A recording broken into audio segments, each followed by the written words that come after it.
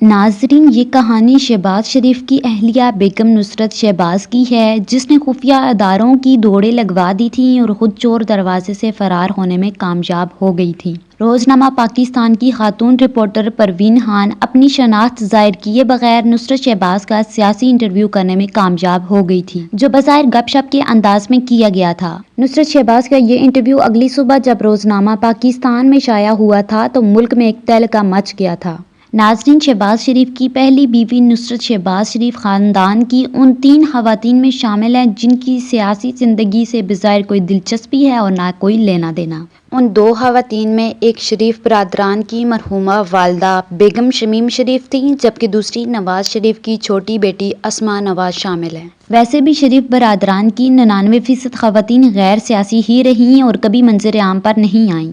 تاہم اکتوبر 1999 میں شریف فیملی نے یہ روایت اس وقت توڑ دی جب وزیر اعظم نواز شریف اور وزیر اعلیٰ پنجاب شہباز شریف سمیت فیملی کے تمام مرد ارکان کو گرفتار کر لیا گیا تھا۔ تب بیگم کلثوم نواز مزاحمت اور احتجاج کے لیے میدان میں اتری تھی اور اقتدار پر قبضہ کرنے والی طاقتوں کو ناکو چنے چبواتی رہیں، لیکن اس عرصے میں بیگم نصرت شہباز سمیت فیملی کی اکثر خواتین بدستور پردے میں رہیں، اگرچہ ان کے شوہروں کو بھی اقتدار سے بے دخل کر کے اور گرفتار کر کے نامعلوم مقام پر رکھا ہوا تھا۔ ناظرین، اب کہانی کا رخ شہباز شریف کی طرف موڑتے ہیں۔ یہ ان دنوں کی بات ہے جب شریف فیملی سعودی عرب میں جلاوطنی کی زندگی گزار رہی تھی۔ ایک دن اچانک نصرت شہباز نے اپنے ایک بیان کے حوالے سے پہلی اور آخری بار میڈیا کے ذریعے منظر عام پر آ کر فوجی حکومت بالخصوص ایجنسیوں کی دوڑیں لگوا دی تھی۔ 12 اکتوبر 1999 کی فوجی بغاوت میں منتخب وزیر اعظم نواز شریف کو ایوان اقتدار سے بے دخل کرنے کے بعد طیارہ سازش کیس کی سزا میں شریف خاندان اپنا بوریا بستر سمیٹ کے گھریلو ملازمین سمیت پاکستان چھوڑ کر سعودی عرب جا چکا تھا، ماں سوائے حمزہ شہباز کے، جنہیں پاکستان میں شریف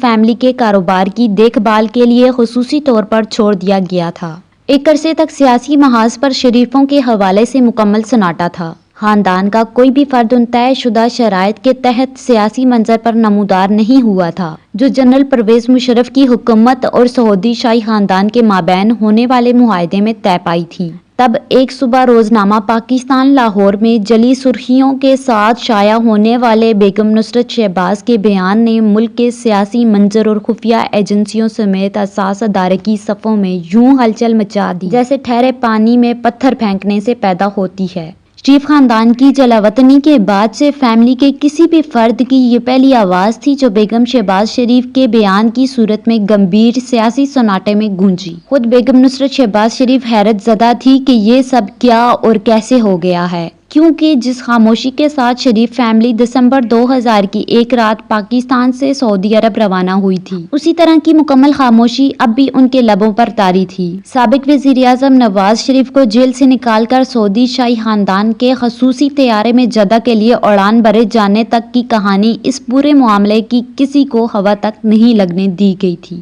ناظرین، ہوا کچھ یوں کہ شریف فیملی کی جلاوطنی کے دوران پاکستان میں بیگم نصرت شہباز کی ایک کزن کی والدہ وفات پا گئیں جو لاہور کے علاقے دھرم پورہ میں رہتی تھی، جس پر نصرت شہباز تعزیت کے لیے سعودی عرب سے خاموشی کے ساتھ لاہور آ گئیں۔ نصرت شہباز کی کزن، جو کہ مرحومہ کی بیٹی بھی تھی، روزنامہ پاکستان کی خاتون رپورٹر پروین خان کی دوست تھیں۔ پروین خان نے اپنی دوست اور بیگم شہباز کی اسی کزن کو اعتماد میں لے کر نصرت شہباز سے ملاقات کر لی اور اپنی شناخت ظاہر کیے بغیر وہ نصرت شہباز کا سیاسی انٹرویو کرنے میں کامیاب ہو گئی۔ نصرت شہباز کا یہ انٹرویو اگلی صبح روزنامہ پاکستان میں شائع ہوا تو جلاوطن نصرت شہباز کی خفیہ پاکستان آمد کا بانڈا پھوٹ گیا اور بیگم شہباز شریف کو گرفتاری سے بچنے کے لیے دھرم پورہ میں واقع اپنی کزن کے گھر سے پنجاب کے سابق ڈی جی پی آر فاروق شاہ کے موئنی روڈ پر واقع گھر شفٹ ہونا پڑا۔ حساس اداروں نے روزنامہ پاکستان کے دفتر سے نصرت شہباز کے انٹرویو کے بارے میں تفتیش شروع کی۔